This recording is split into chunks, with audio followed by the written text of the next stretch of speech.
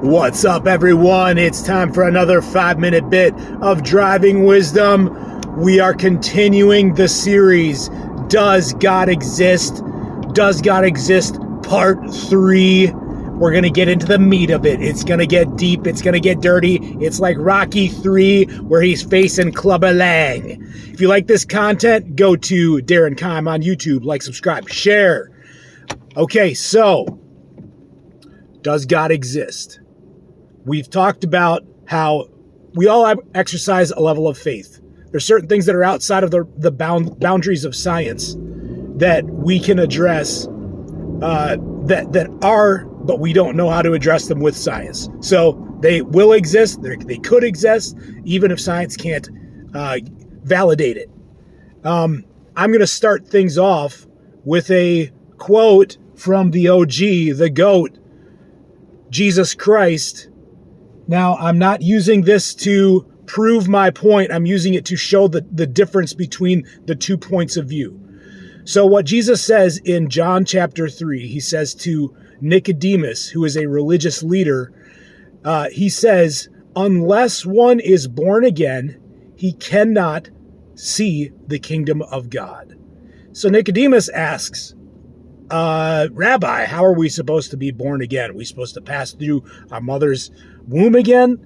Nicodemus is looking at it from a physical reality perspective. How does this make sense? Jesus isn't talking about the physical reality. He goes on to say, unless one is born of spirit, of water and spirit, they cannot enter the kingdom of God. Then he says, after that, he says, flesh is born of flesh. What is spirit is born of spirit.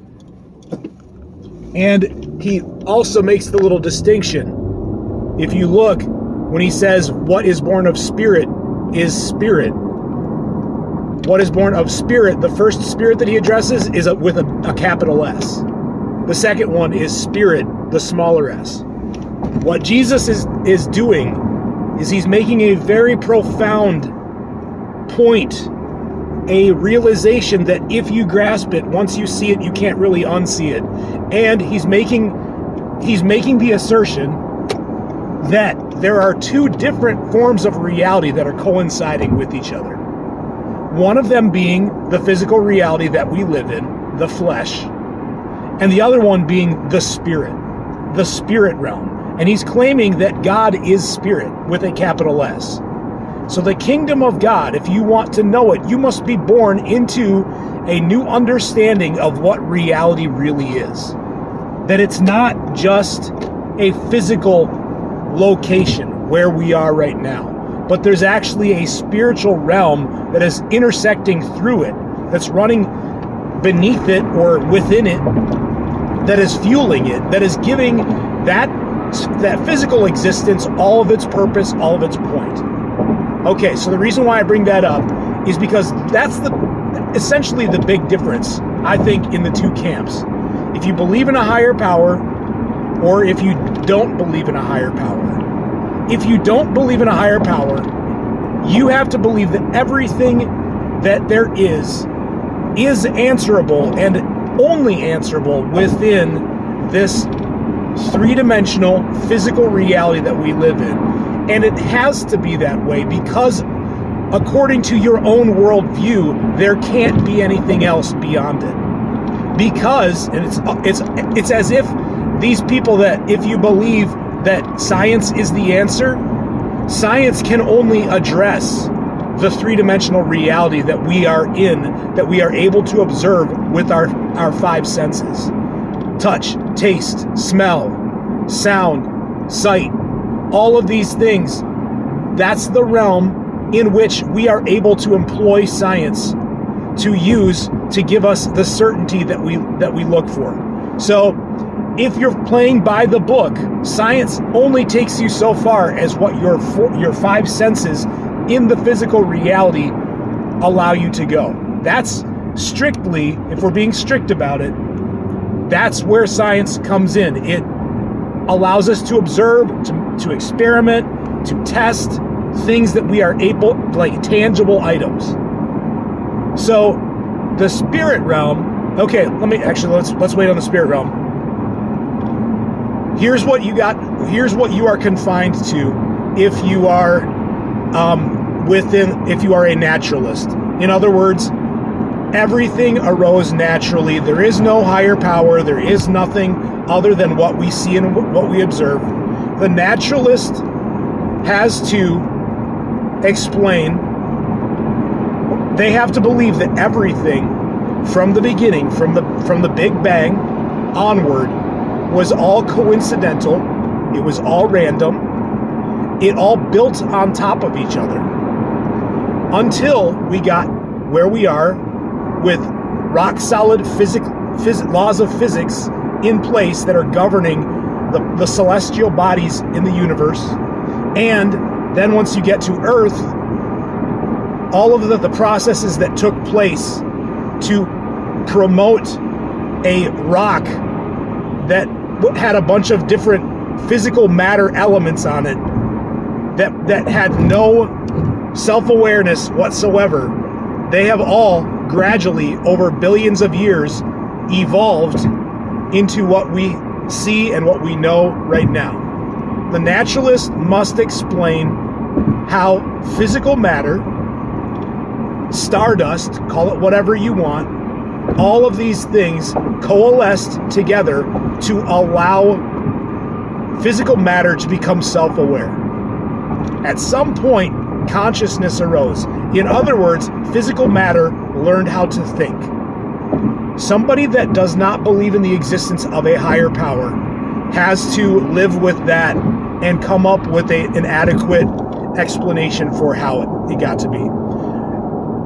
A naturalist has to come up with an adequate explanation for how, if evolution, which is not proven, evolution is also a theory. You can look that up. It's the theory of evolution. So in other words, those of you who in the scientific community that you're doing everything, you're saying, well, evolution said this and that happened this many millions of years ago. They're saying that in faith. What it comes down to is they're saying it in faith. That the theory of evolution is not known for certainty to be true. There's no way to verify it.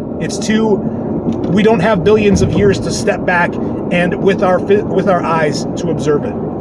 So the naturalist has to explain how evolution, step by step, all the way from amino acid onward to a single-celled organism, self-replicating organism, onto amoebas, onto fish, onto animals that walked on land, onto monkeys, onto humans.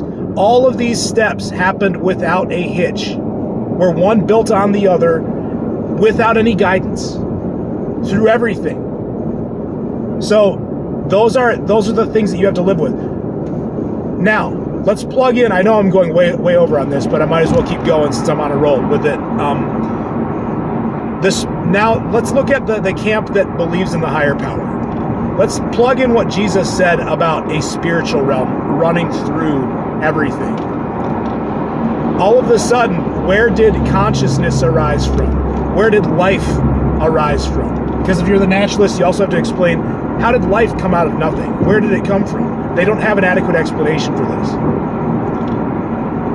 Now we're looking, though, through the lens of what Jesus is saying. There's a spiritual realm underneath the physical. And that spiritual realm is the biggest realm. And it's actually a living realm, but it is responsible for everything that is. And you plug in that spirit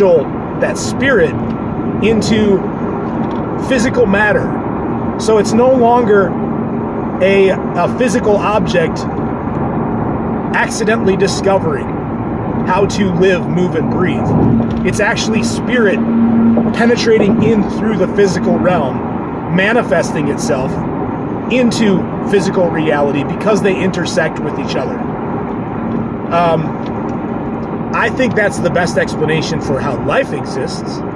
Now, obviously that's not giving the how and the why, but it's saying that if we allow for the possibility that reality as a whole is bigger, reality as a whole being bigger, being more than just the physical that we are aware of, that there's an intelligence underneath it that is governing all of the things that we know in our physical reality that we can observe right now.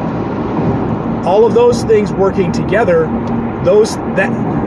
believing in a higher power allows you to step into a space that's bigger, to come up with answers that the natural explanations can't do. The best that they've got is probably the multiverse, which says in any given infinite number of universes, at some point it had to get it right.